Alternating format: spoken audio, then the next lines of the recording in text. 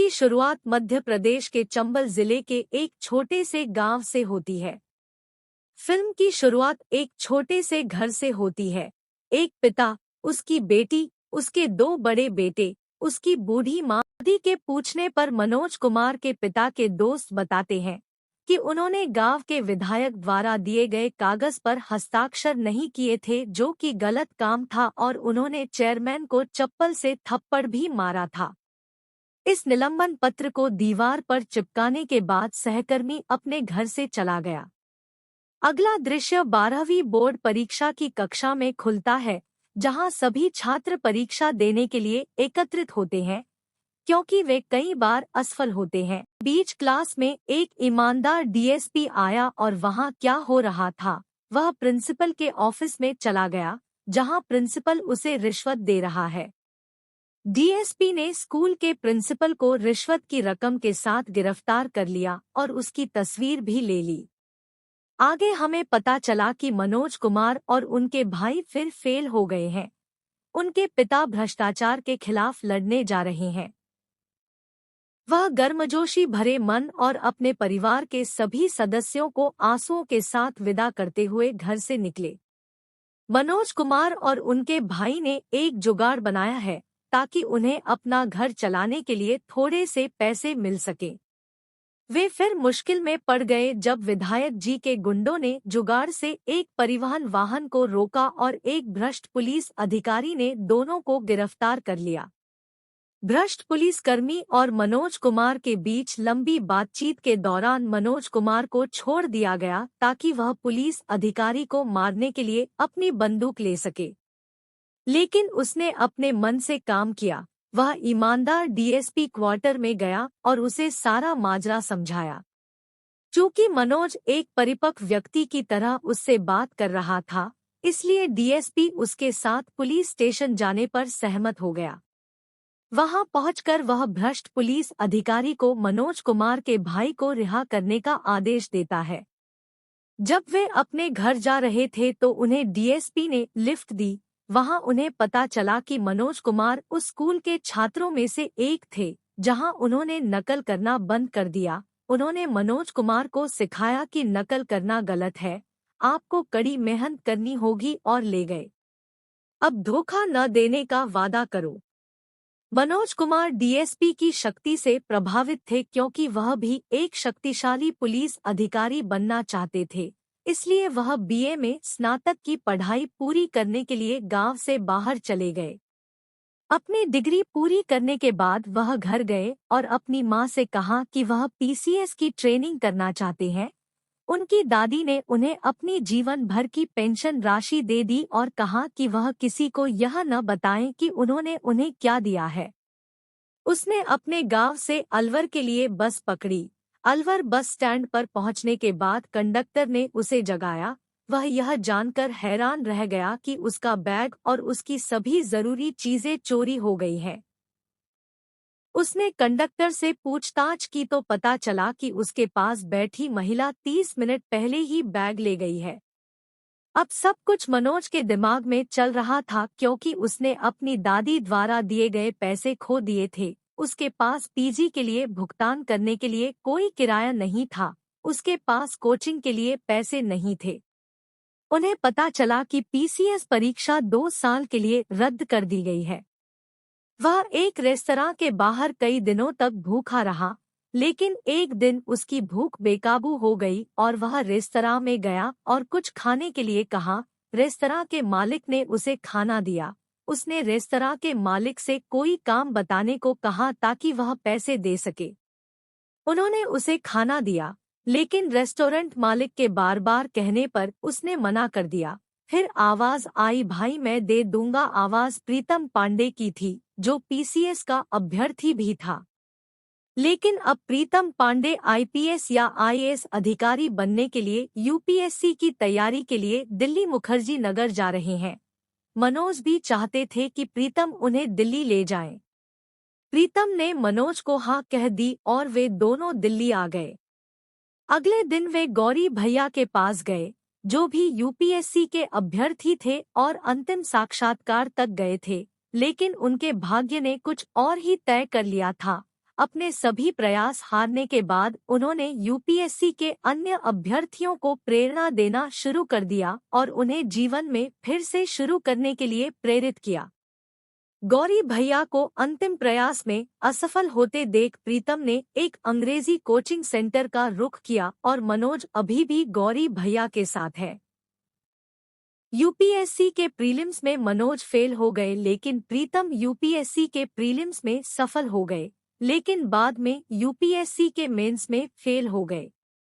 चूंकि Manoj part time job भी कर रहे थे, इसलिए वह चाय देने के लिए प्रीतम पांडे की कोचिंग में गए। वहां उनकी मुलाकात दीपक मोहन से हुई, जिन्होंने हाल ही में यूपीएससी क्वालिफाई किया और आईपीएस अधिकारी बने। दीपक मोहन ने मनोज कुमार को अपना वचन दिया कि जब भी वह चाहे तो आए, नहीं संकोच करना।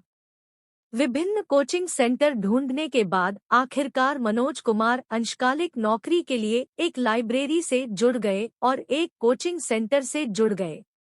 उसकी कहानी में तब मोड़ आता है जब उसकी मुलाकात श्रद्धा से होती है, जो यूपीएससी की उम्मीदवार थी और उसने मनोज को एक एरोनॉटिकल इंजीनियर समझ लिया था। यहाँ तक कि मनोज ने उसे उसके बारे में भी नहीं बताया था, क्योंकि अब उसके दिल में उसके लिए एक छोटा सा कोना है और वह डरता है कि अगर वह गलतफहमी दूर कर दे तो वह उसे छोड़ देगी।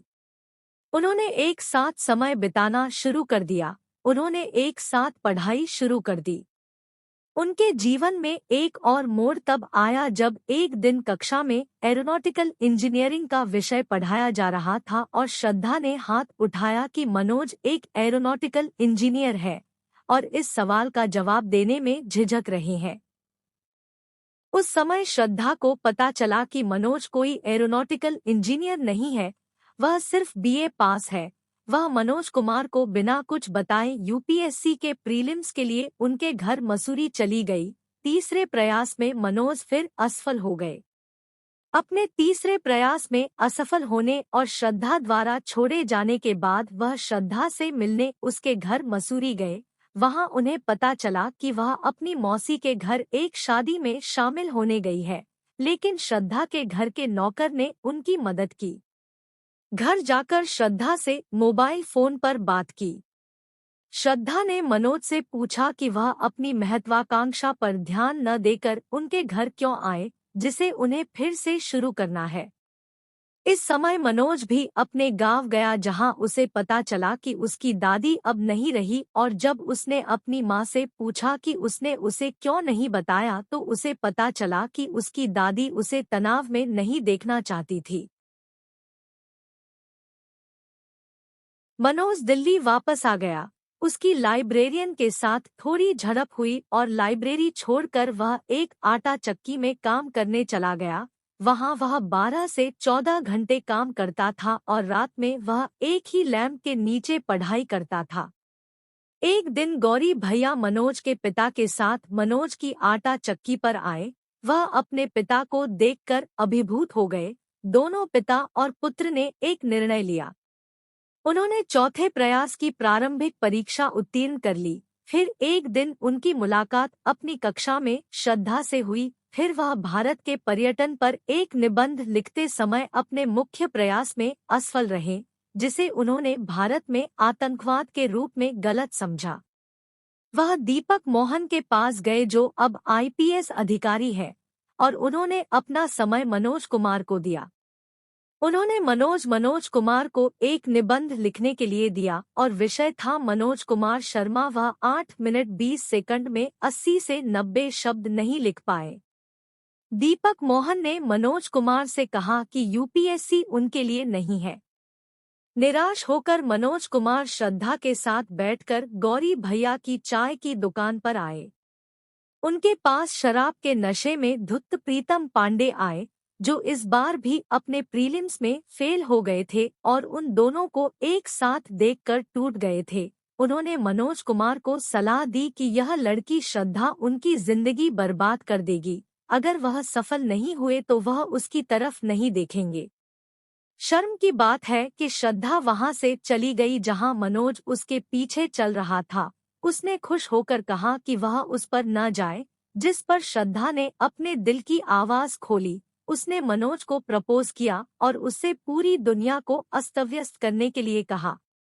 मनोज अपनी आटा चक्की पर आ गया और पढ़ाई शुरू कर दी। गौरी भैया ने मनोज को अपना कमरा देकर और मनोज के घर पैसे भेजकर सभी सुविधाओं का ख्याल रखने में मदद की। श्रद्धा ने अपनी प्रारंभिक परीक्षा उत्तीर्ण की और अब वह फिर से अपनी मुख्य परीक्षा के लिए मसूरी जा रही है।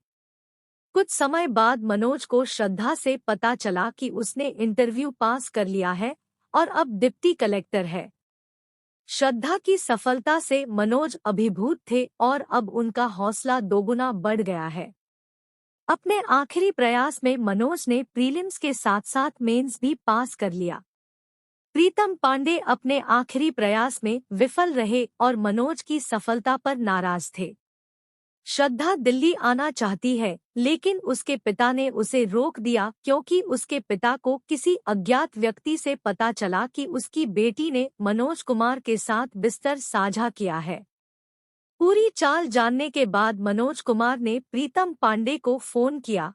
कॉल एक पुलिस अधिकारी ने उठाया। आनन-फानन में मनोज कुमार पुलिस स्टेशन पहुंचे। उन्होंने प्रीतम को सलाखों के पास देखा। वहां उन्होंने बेईमान पुलिस अधिकारी को सबक सिखाया।